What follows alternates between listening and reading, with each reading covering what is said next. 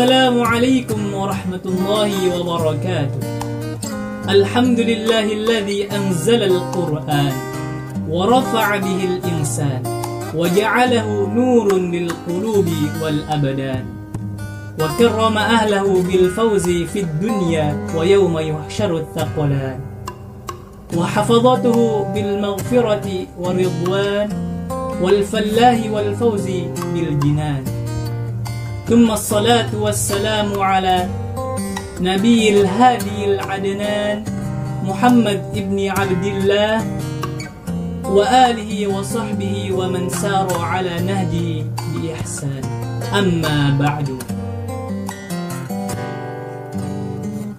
Di antara banyaknya keutamaan menghafal Al-Quran, ada 3 poin yang saya jabarkan. Pertama, diistimewakan kedudukannya. Sebagaimana Imam An-Nasa'i meriwayatkan dengan sanad hasan dari Anas ibnu Malik radhiyallahu anhu, bahwasanya Rasulullah Shallallahu alaihi wasallam bersabda, ahli Al-Quran adalah keluarga Allah dan orang yang istimewa di sisinya. Yang kedua, hati tidak akan pernah merasa kosong. Seperti hadis yang diriwayatkan oleh Ibnu Abbas secara marfu', orang yang tidak memiliki hafalan Al-Quran sedikit pun adalah seperti rumah kumuh yang hampir runtuh. Yang ketiga, mendapat syafaat dari Al-Quran. Sebagaimana dalam hadis riwayat Tirmizi sebagai berikut.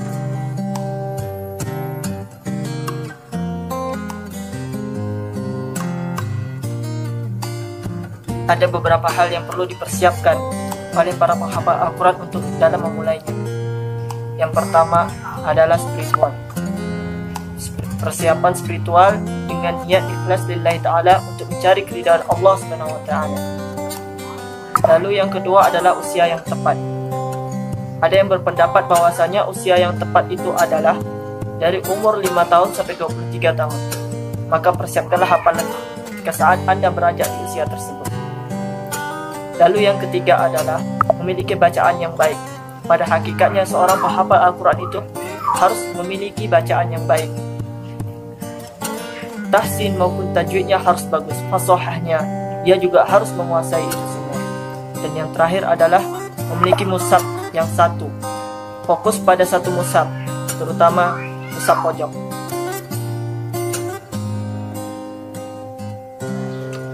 Tips menghafal Al-Quran. Pertama, luruskan niat karena Allah Ta'ala. Karena dalam sebuah hadis disebutkan bahwa innamal a'malu binniyat wa innama likulli imri'in ma nawa. Sesungguhnya amal perbuatan itu tergantung niatnya. Yang kedua, melaksanakan salat hajat dan berdoa kepada Allah. Berdoa supaya kita diperlancar dalam mengingatnya, dipermudah dalam menghafalnya. Ketiga, menanamkan keyakinan. Yakin kepada Allah bahwa kita dapat menyelesaikan semua rintangan dalam menghafal. Yang keempat, mengakrabkan diri dengan Al-Quran. Senantiasa membacanya terus-menerus, tidak ada putus-putusnya. Dan yang kelima adalah memperbaiki bacaan kita, mulai dari makhrajnya, sifatul hurufnya, tajwidnya, dan lain sebagainya. Selanjutnya yang keenam yaitu dengan menggunakan satu jenis mushaf saja dalam kita menghafal.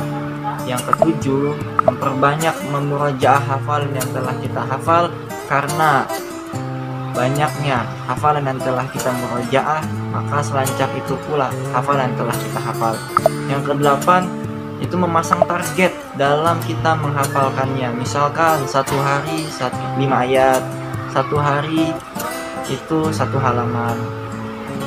Yang ke-9 yaitu dengan kita mendengarkan lagam-lagam daripada syekh-syekh yang terkenal atau syekh-syekh yang kita sukai sehingga kita mudah dalam menghafalkannya. Yang 10 adalah istiqomah, terus menerus dalam kita menghafal. Yang ke-11 yaitu memperbanyak berdoa kepada Allah Subhanahu wa ta'ala agar kita dimudahkan dalam menghafalkan Al-Quran. 8 cara untuk menjaga hafalan Al-Quran supaya hafalan mudah diingat dan tidak cepat hilang.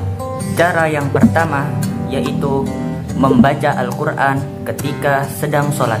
baik itu sholat fardu ataupun sunnah. Yang kedua, bacalah Al-Quran kapanpun dan dimanapun. Yang ketiga, menjaga pandangan dari sesuatu yang berbau maksiat. Yang keempat, pandai-pandailah dalam menjaga lisan. Yang kelima, selalu mendengarkan audio murattal. Yang keenam, sering-seringlah bermurojaah. Yang ketujuh, buatlah motivasi diri, baik itu dari keluarga ataupun dari orang terdekat. Yang kedelapan, mulailah dengan bermain sambung ayat ataupun tebak ayat. 8 hal tersebut merupakan tips untuk kita dalam menjaga hafalan Al-Quran. Karena menjaga itu bukan hal yang mudah, dan setiap orang pasti pernah merasakan sulitnya untuk terus istiqomah. Maka 8 hal tersebut perlu kita perhatikan agar hafalan kita tetap ada dalam hati dan juga dalam pikiran. Semangat menghafal. Hal-hal yang dapat merusak hafalan. Perlu kita ketahui bahwa di dunia ini tidak semua umat muslim Allah berikan kesempatan untuk menghafal Al-Quran. Karena sebagaimana Al-Quran merupakan kitab yang paling suci dan mulia, maka dari itu Allah pun memilih orang-orang khusus yang senantiasa mampu menjaga Al-Quran dalam dekapannya. Adapun yang pertama yaitu perbuatan dosa dan maksiat. Perbuatan dosa dan maksiat merupakan bibit penyakit berbahaya perusak segala kebaikan dan juga mampu mencegah masuknya hafalan. Yang kedua, menganggap murojaah perkara yang mudah. Padahal sebenarnya murojaah merupakan perkara yang paling penting dalam memperkuat hafalan. Yang ketiga, tidak merasa yakin setelah menghafal. Apabila kita mengalami hal tersebut, kita harus mengulang-ulang kembali hafalan kita. Dan yang keempat, terlalu fokus memikirkan dunia. Ketika rasa ini telah timbul dalam diri kita, maka perbanyaklah untuk beristighfar, karena hal ini benar-benar dapat menghilangkan dan merusak hafalan kita. Jadi di dalam kita menghafal Al-Quran, kita harus memperhatikan kembali atau menata kembali niat kita. Innamal a'malu binniyat.